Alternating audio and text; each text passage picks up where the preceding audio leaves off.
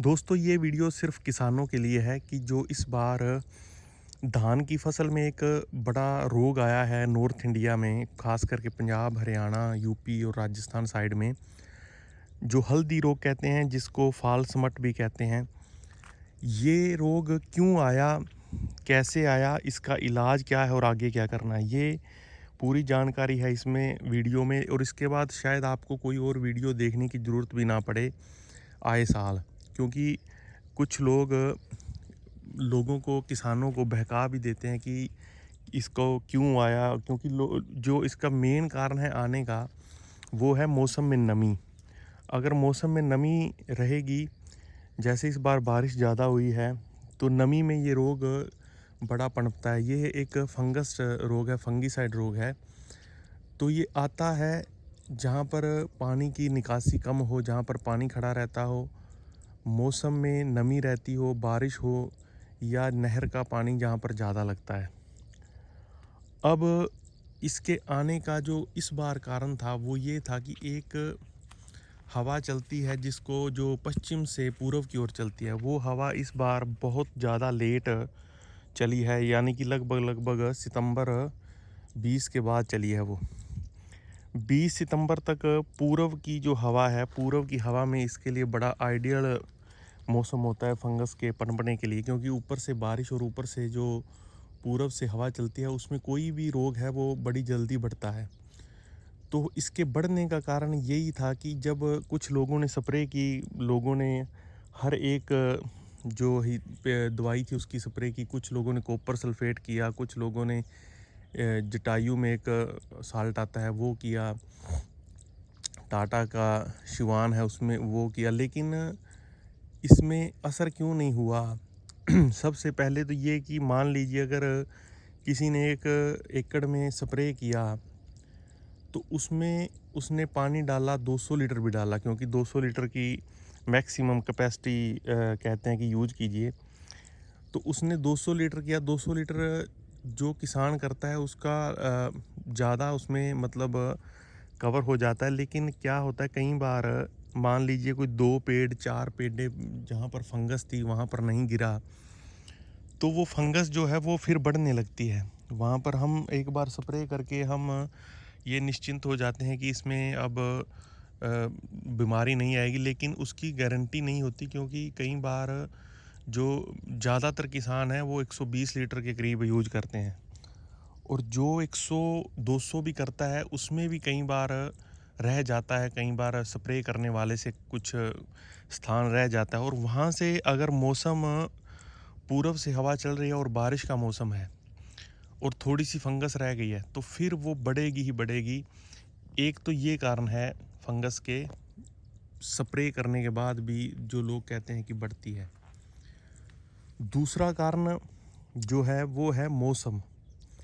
मौसम में अगर पश्चिम से हवा चलेगी, जब ये धान जो है अपने निसारे पे होती है, जब फूट जो बालियाँ निकलने वाली होती हैं, अगर पश्चिम से हवा चलेगी तो ये बीमारी 99% कंट्रोल रहेगी। और अगर पूरब से हवा चलेगी तो ये बीमारी बढ़ेगी ही बढ़ेगी। तो सबसे पहले आपने क्या करना है कि जो अगर मौसम में नमी है, तो सबसे पहले तो आप कम से कम 250 लीटर, अगर नमी है तो 250 लीटर में आप कॉपर सल्फेट कीजिए इसको निसरने से पहले। और उसके बाद इसको आप, कुछ भी आपके हाथ में कंट्रोल में नहीं है कि आएगी तो कंट्रोल नहीं होगी ये, क्योंकि जो दाने में अगर एक बार फंगस चली गई तो वो फंगस फिर दाने के ऊपर बढ़ेगी ही बढ़ेगी, बीच में बढ़ेगी ही बढ़ेगी। तो इसका दोस्तों सलूशन यही है कि आप इसको जब जीरी निसारे से पहले हो तो इसको 250 लीटर स्प्रे ज़रूर करें, मौसम अगर नमी बनी हुई है। और उसके बाद ये 99% कंट्रोल होगी अगर फिर उसका पानी आप सुखा के रखिए। अगर आपने देख लिया अभी मौसम इस बार ज़्यादा नमी वाला है, मौसम में बारिश ज़्यादा है, तो आप वहाँ पर पानी मत लगाइए। और पानी की को इसको जो इस पौधे हैं इनको बिल्कुल जैसे ये है, हवा लगा के आप, हवा लगा लगा के आप इसको पानी दीजिए। और उसके बाद डिपेंड करता है दोस्तों सिर्फ मौसम पर। उसके बाद अगर आप इसमें जितनी मर्जी दवाई डालोगे, जैसे आपने देखा कि इसमें थोड़ी आई हुई है, तो अगर आप तब इसमें स्प्रे करोगे तो ये जो फंगस है, ये जो स्प्रे करने वाला है उसके कपड़ों के साथ पूरे एकड़ में फैल जाएगी। तो जो दाना उस टाइम मुंह खुला होता है, जिस दाने का स्प्रे जब हम करते हैं, और जो कच्चा दाना होता है उस पर ये फिर अटैक करती है।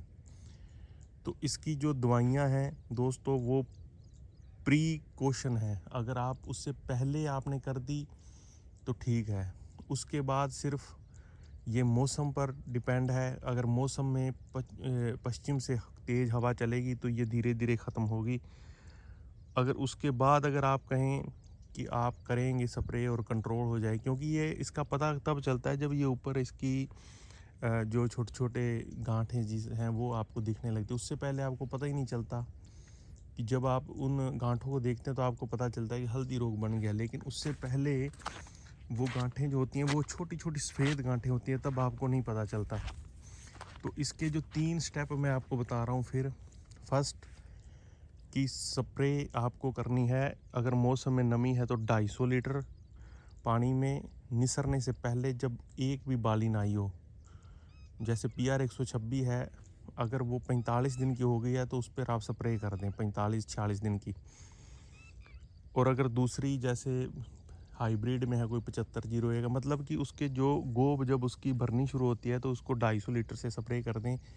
पहला प्रिकॉशन ये। दूसरा, भगवान के मौसम पे डिपेंड, अगर पश्चिम हवा चलेगी। और तीसरा है दोस्तों कि कंट्रोल ये नहीं होगी, अगर आ गई तो ये कंट्रोल नहीं होगी, फिर इसको आप देखने के सिवा कुछ नहीं कर सकते। फिर तो आप इसको इसका पानी रोक रोक के लगाएं, और जो हवा है इसमें से ज़्यादा गुजरे। तो आप किसी भी और उसमें मत पड़ना दोस्तों, क्योंकि अब जो नुकसान हो चुका है वो हो चुका है। आपने अब आने वाले टाइम के लिए जो है वो इसको सीख के आगे प्रयोग करना है। नमस्कार दोस्तों।